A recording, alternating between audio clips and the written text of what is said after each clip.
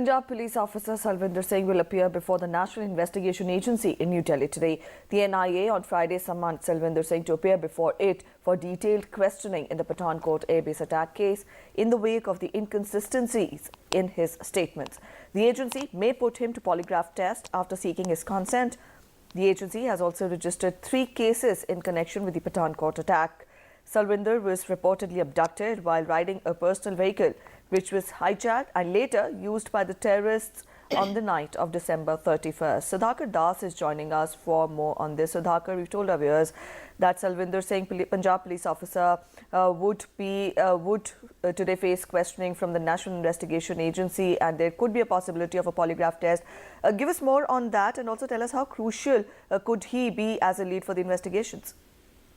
जी बिल्कुल, 2-3 चीजें साफ तौर से इस मामले में देखा जा सकता है।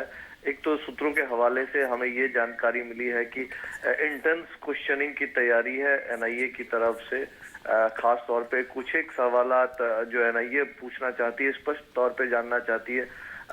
पिछले कुछ बयानों में सलविंदर के डिस्क्रिपेंसी है, कई बार उसमें विरोधाभासी बयान भी आए हैं, तो उस मामले में स्पष्टता चाहती है। मसलन वो धार्मिक स्थल का दर्शन करने के बाद जब आतंकवादियों ने अगवा किया तो उसकी दूरी उतनी नहीं थी जितना सलविंदर ने बताया। तो क्या उस बीच कहीं और भी गया था, कुछ और लोगों से क्या मुलाकातें हुई थी?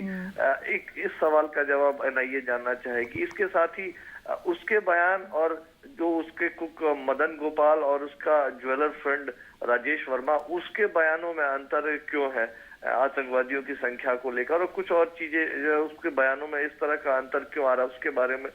अलग अलग मोबाइल फोन क्यों इस्तेमाल कर रहा था सलविंदर, इसके बारे में भी सवाल पूछना चाहती है एनआईए। और साथ ही साथ क्या एनआईए को जो वो अभी जानकारियां दे रहा है, वो जानकारियां उसने पंजाब पुलिस के साथ साझा की थी जब उसको आतंकवादियों ने छोड़ा था। ये इन तमाम सवालों पर स्पष्टता से, कड़ाई से पूछताछ करेगी NIA.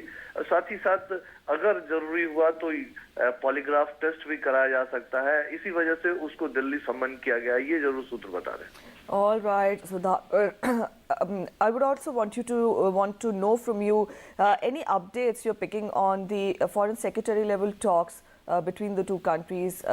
There was speculation on the occasion of these attacks that they were in the limbo, in fact. So, are you picking up any leads on that as well?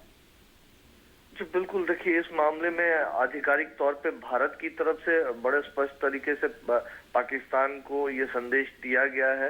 प्रधानमंत्री नवाज शरीफ ने जब पीएम मोदी को फोन किया था तब, और उसके बाद से विदेश मंत्रालय की ब्रीफिंग में भी ये कहा गया कि बहुत इम्पोर्टेंट लीड्स पाकिस्तान को दिए गए हैं। कुछ जो प्रारंभिक स्पष्ट ठोस सबूत जो है वो पाकिस्तान को सौंपे गए हैं, और किस तरह का एक्शन पाकिस्तान लेती है उस पर काफी कुछ निर्भर करेगा। जो विदेश सचिव स्तरीय बातचीत होनी है तो उसका रास्ता तो अगले 3-4 दिनों में स्थिति बहुत साफ होगी। पाकिस्तान का जो आश्वासन है सिर्फ उससे काम नहीं चलने वाला, बल्कि कुछ कदम भी उसको ठोस उठाने पड़ेंगे इस मामले में, और गेंद इस वक्त पाकिस्तान के पाले में है। Right, Sudhakar, thank you so much for joining us with those details. We'll come back to you again during the day when the NIA begins the interrogation. Thank you for joining us as of now.